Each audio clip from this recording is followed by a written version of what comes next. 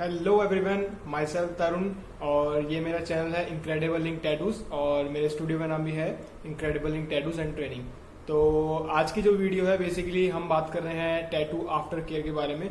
जैसा कि सबको मालूम है कि टैटू बनवाना जितना इजी है उतनी ही मुश्किल उसकी केयर है काइंड ऑफ। तो क्या होता है बेसिकली हर टैटू आर्टिस्ट अपनी तरीके से केयर बताता है कि ये करो वो ना करो। तो जो मेन एक कॉमन केयर होती है जो हर आर्टिस्ट आपको बोलता है फॉलो करने के लिए, तो मैं उसके ऊपर बात करना चाहूंगा आज।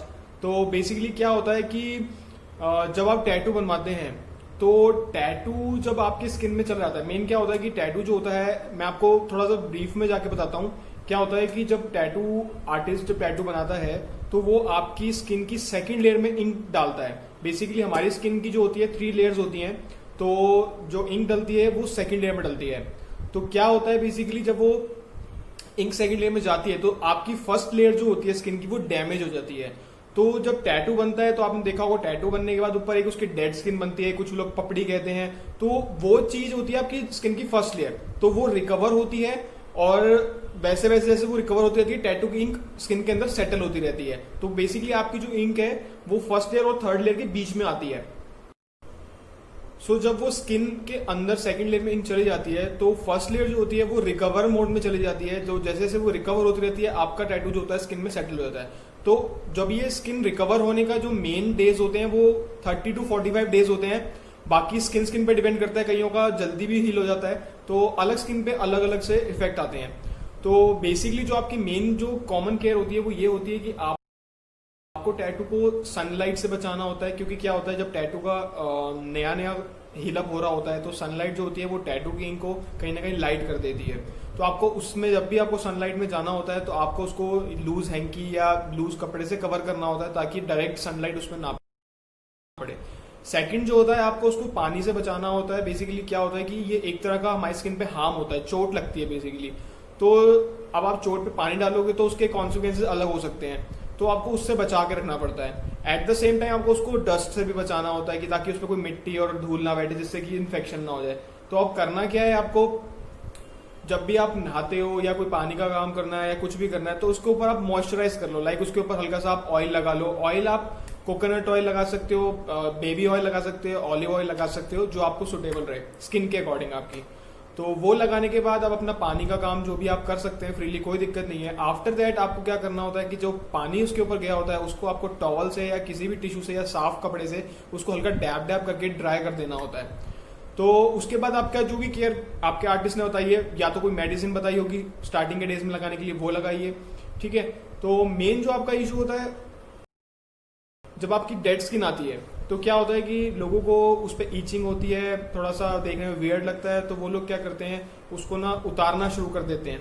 तो वो आप एक बहुत बड़ा नुकसान कर लेते हैं अपने टैटू के ऊपर। बेसिकली क्या होता है कि जो आपकी डेड स्किन होती है वो कहीं ना कहीं नीचे कलर के साथ कनेक्टेड होती है। तो क्या होता है कि जब वो टैटू आपका हील हो रहा होता है तो जैसे जैसे वो अंदर से हील होता चला जाता है, मीन्स वो जख्म जो है वो अंदर से बंद हो जाता है, तो डेड स्किन अपने आप बाहर से गिर जाती है। अगर आप उस डेड स्किन को बाय इंटेंशनली या आपका हाथ कहीं टैटू कहीं रगड़ जाता है, बेसिकली आप उसको खींच देते हैं या उतार देते हैं, तो क्या होता है कि आप वहां से उस पोर्शन का कलर भी निकाल देते हैं। तो आपको उसका ध्यान रखना होता है कि आपको उस स्किन को नहीं उतारना है, वो अपने आप अंदर से हील होगा और बाहर से वो निकलती जाएगी पपड़ी और कलर आपका सेटल हो जाएगा।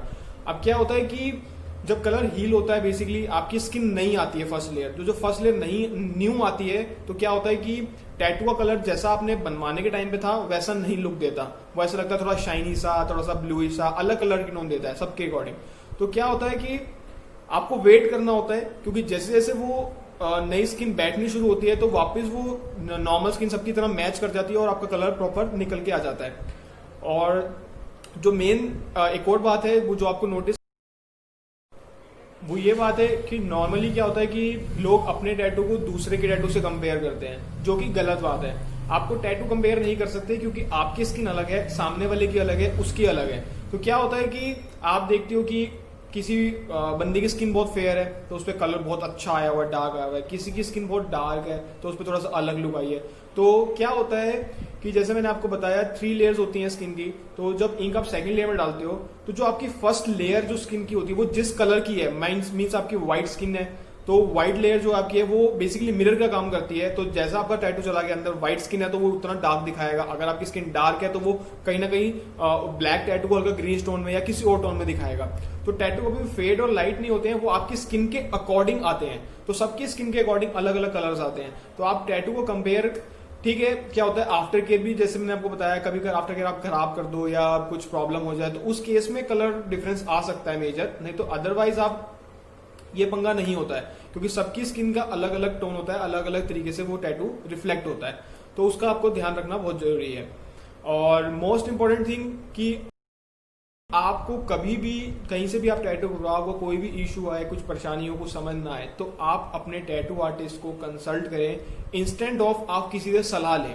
क्या होता है कि टैटू एक बहुत कॉमन चीज है, हर बंदे के हाथ पे टैटू बना हुआ है और हर बंदे की स्किन अलग है, हर टाइप अलग है। तो क्या होगा कि उस बंदे की स्किन के ऊपर अलग तरीके से टैटू हील हुआ होगा, आपके हाथ पे अलग तरीके से हील हो रहा है, तो आप उस बंदे ने क्या प्रिकॉशंस फॉलो किए हैं वो आपको सलाह देगा कि ब्रदर मेरे में तो ऐसा हुआ नहीं, तेरे में ऐसा क्यों हो रहा है या खराब हो रहा है या जो भी वटेवर।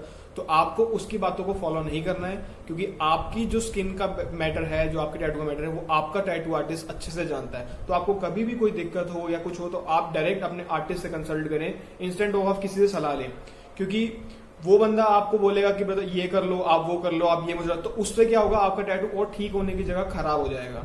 तो इससे बेटर है कि आप अपने टैटू आर्टिस्ट को कॉल करें या उससे कंसल्ट करें, उसको बोलें कि ऐसे ऐसे इशू है, तो वो आपको कहीं ना कहीं सही सलाह देगा अपने अकॉर्डिंग, जो भी उसका एक्सपीरियंस रहा होगा टैटू के अंदर या जितने सालों से वो कर रहा होगा। सो एक चीज और है जो आपको ध्यान में रखनी है, जो भी क्रीम आप टैटू के ऊपर अप्लाई करते हैं या ऑयल अप्लाई करते हैं, जो भी आपके आर्टिस्ट ने आपको सलाह दी है, तो आपको क्या करना है, उसको आपको ना टैटू के ऊपर ज्यादा नहीं लगाना है, बहुत नाम के लिए और बहुत जरा सी नॉमिनल सी उसके ऊपर लेयर रखनी है, ताकि वो लेयर जल्दी से जल्दी ड्राई हो जाए और टैटू जो है आपका ब्रीथ करे। क्या होता है कि जैसे टैटू के पोर्स जो होते हैं वो ओपन हो जाते हैं, तो आप अगर उसके ऊपर क्रीम लगा रहे हो, कुछ भी लगा रहे हो, अगर आपने उसको ज्यादा टाइम तक के लिए हैवी लगा दिया है तो क्या होगा, टैटू में से एयर पास नहीं हो पाएगी, वो स्किन सांस नहीं ले पाएगी, ब्रीथ नहीं कर पाएगी। तो क्या होगा, अगर वो ब्रीथ नहीं करेगी और जैसे मान लो आपने क्रीम की कोई मोटी लेयर लगा दी या वैसलीन तो हम सजेस्ट नहीं करते हैं, पेट्रोलियम जेली, अगर आप मान लो आपने क्रीम की कोई हैवी लेयर लगा दी और वो सुबह से लेकर शाम तक उसके ऊपर लगी हुई है, तो क्या होता है कि उसने उस पोर्शन को कवर कर दिया और टैटू के वहां से एयर पास नहीं हुई। तो क्या होगा कि एयर तो पास होनी ही है, अगर वहां से नहीं होगी तो कहीं और से होगी। तो क्या करेगी, वो टैटू के आसपास के एरियो में ना, जहां पर हम लोगों ने, जैसे कि टैटू बनाने से पहले क्या होता है कि हम लोग वहां पर रेजर मार के बाल हटाते हैं पूरे के पूरे, आपको पता ही है हेयर हटाने पड़ते हैं टैटू बनाने से पहले।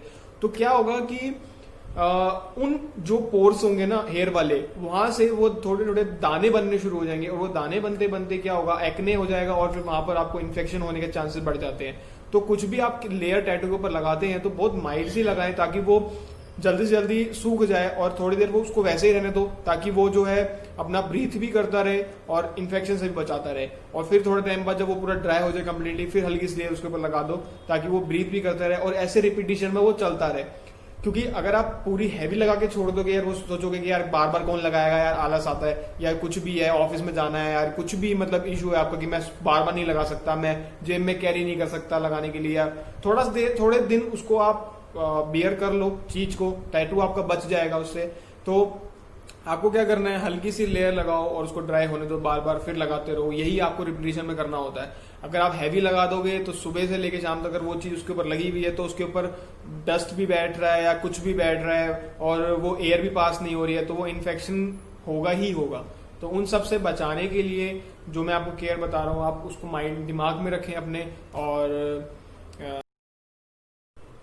सो जब आप टैटू आपका बन जाता है और वो आफ्टर केयर में जैसे हीलिंग में जा रहा होता है, तो आपको उस टाइम जो वाटर से बचाना होता है, बेसिकली वो पूल वाटर हो गया आपका, और जो आपका आप बीच पे जाते हैं तो उस चीज को अवॉइड करना है। क्योंकि क्या होता है कि आपके स्किन के जो पोर्स होते हैं वो स्टिल ओपन होते हैं, तो उसमें कोई भी बैक्टीरिया या कोई चीज उस पर अगर बैठती है तो इन्फेक्शन होने के चांसेस होते हैं। तो इसलिए आपको जो है वाटर से, पूल वाटर और इन सब चीजों से बचाना होता है। बाकी जो एक नई चीज है जो मैं आपको बता रहा हूँ कि आजकल मार्केट में और भी नए आफ्टर केयर प्रोडक्ट्स आए हुए हैं टैटू के, जैसे कि डर्मलाइज प्रो आया हुआ है। तो सबका अपना अपना आर्टिस्ट का अलग अलग होता है प्रोस्पेक्टिव सोचने का। तो कई आर्टिस्ट सजेस्ट करते हैं, कई लोग नहीं सजेस्ट करते, क्योंकि हमारा मानना है कि ओपन हील में भी अच्छा टैटू हील होता है और डर्मलाइज का भी अपना एक इफेक्ट है आजकल जो मार्केट में बहुत चल रहा है। तो वो एक अलग चीज है, उसके बारे में मैं आपको फर्दर डिटेल्स बाद में बता दूंगा। बट जो मेजर जो चीज है जो मैंने आपको बताया आफ्टर गेम में, जो हर आर्टिस्ट जो आपको बताना चाहता है कि आप ये करो ये ना करो, तो वो यही मेजर थिंग्स हैं जो आपके टैटू को एक सेफली हील होने में मदद कर सकते हैं। सनलाइट, वाटर और डस्ट मेन चीजें हैं, इनसे आपको बचाना होता है। और कैसे बचाना होता है वो मैंने आपको बता दिया वीडियो में। बाकी थोड़ा बहुत मैं आपको और अपना आइडिया दे देता हूँ। क्या होता है कि जैसे कि क्या होता है कि स्टार्टिंग का जब टैटू का आपका फर्स्ट वीक होता है वो थोड़ा सा ज्यादा ध्यान देने वाला होता है। क्या होता है कि उसमें आपका टैटू जो है बेसिकली रिकवर कर रहा होता है, स्किन रिकवरिंग हो रही होती है और पोर्स आपके ओपन होते हैं, तो उसमें इन्फेक्शन होने के चांसेस बहुत ज्यादा होते हैं। तो आपको क्या करना होता है कि एक तो पानी से, जैसे मैंने आपको बताया, ऑयलिंग करके आप उसको जब नहा के आओ तो उसको ड्राई कर दो पूरे टैटू को वापस से। और जो क्रीम आपके आर्टिस्ट ने बताई है लाइक सिल्वर एक्स, नियोस्प्रेन या बर्न हील जो भी, या कोई और अलग क्रीम बताई है, तो वो आप अपने उनके अकॉर्डिंग फॉलो करो। और उसके बाद क्या होता है कि जैसे आप डस्ट में निकलते हैं, धूप में या मिट्टी में निकलते हैं, ठीक है, या आप स्कूटी चला रहे हैं या आप अपना गाड़ी चला रहे हैं या जो भी है, अगर आप बंद एरिया में हैं, मीन्स आप गाड़ी में बंद एरिया में हो, ऑफिस में बंद एरिया में हो, तो टैटू को आपने ओपन रखना है। टैटू ओपन रहेगा तो ओपन एयर में जल्दी हील हो जाता है। अब आप उसको कवर्ड करके रखो, किसी चीज में बांध के रखोगे, कुछ रखोगे, तो अंदर स्वेट हो जाएगा और वो टैटू खराब हो जाएगा। ठीक है, आप अगर स्कूटी पे जा रहे हैं तो उसको आप लूज हैंकी से कवर्ड कर लें या किसी चीज कपड़े से कवर कर लें जिसमें टैटू की मतलब नॉर्मल एयर भी जाए बट वो कवर्ड भी रहे। क्योंकि डायरेक्ट अगर आप स्कूटी चला रहे हैं और उसमें मिट्टी डस्ट पड़ते जा रहा है तो टैटू आपका कहीं ना कहीं वो इन्फेक्शन हो जाएगा या खराब हो जाएगा। तो आप अगर अपने घर में है, ऑफिस में है, बंद एरिया में है, तो आप उसको ओपन रखिए, उतना बेटर रहेगा। हफ्ता 10 दिन 15 दिन जितना होता है रखिए ताकि वो जल्दी और अच्छा हील हो जाए। सो यही कुछ इन्फॉर्मेशन थी जो मुझे आपके साथ शेयर करनी थी। एज अ टैटू आर्टिस्ट मेरा फर्ज है कि मैं आप सबको अच्छी गाइडेंस दूं, और इसी वीडियो को यहीं पर एंड करते हैं। और आपकी कोई भी क्वायरीज हो, आपको कुछ क्वेश्चंस हो या डाउट्स हो, आप मुझे कांटेक्ट कर सकते हैं, मेरे को कमेंट्स में पूछ सकते हैं। मेरा नंबर, फोन नंबर डिस्क्रिप्शन में होगा, आप उसमें मुझे व्हाट्सअप कर सकते हैं, मुझे डीएम कर सकते हैं, अपना कॉल कर सकते हैं। बाकी कॉल्स मैं नहीं उठा पाता, कभी कभार मैं कोई काम कर रहा होता हूँ या कुछ दिक्कत हो या नेटवर्क इशू हो सकता है। क्या है कि बेसिकली मैं अकेला ही स्टूडियो चलाता हूँ और अकेला ही काम करता हूँ, तो मेरे पास कोई स्टाफ नहीं है जो आपका कॉल पिक कर सके। तो बेटर है आप मुझे व्हाट्सएप पे डीएम कर दें, अगर मैं कॉल नहीं उठा रहा हूँ तो मैं आपको उस पर रिप्लाई जरूर दूंगा। और जिनको भी कोई टैटू मेरा, जैसे क्या होता है कभी कभार आपको कोई मेरी टैटू की वीडियो पसंद आई और आपने मुझसे पूछा कमेंट में कि उसका प्राइस क्या है या कुछ भी है, तो आप एक काम कर सकते हैं, आप उस पर्टिकुलर टैटू की फोटो क्लिक करके मुझे आप व्हाट्सएप पे करिए मैसेज और उसका प्राइस पूछिए, तो मैं आपको जवाब दूंगा। और आप मुझे फॉलो कीजिए इंस्टाग्राम आईडी पे, मैं आपका अपना लिंक नीचे डिस्क्रिप्शन में दे दूंगा, आप मुझे वहाँ फॉलो कर सकते हैं। बाकी मेरी फैमिली जो है वो 2000K होने वाली है, तो प्लीज सपोर्ट कीजिए। और आप सबका बहुत बहुत शुक्रिया, आपने इतना प्यार दिया। मैंने बहुत सारे कमेंट्स पढ़े नीचे जिनके मैंने रिप्लाई भी दिए हैं। तो इसी तरीके से आप वीडियो शेयर करते रहिए और मैं आपको मिलता हूँ दोबारा नए किसी कॉन्सेप्ट के साथ, नए टैटू के साथ जल्दी। So bye bye, take care, thank you so much for your love. और 2000 के करीब हैं हम, तो आप सपोर्ट कीजिए, जल्द से जल्द 2000 हो जाए। मिलते हैं आपको, बाय बाय, टेक केयर।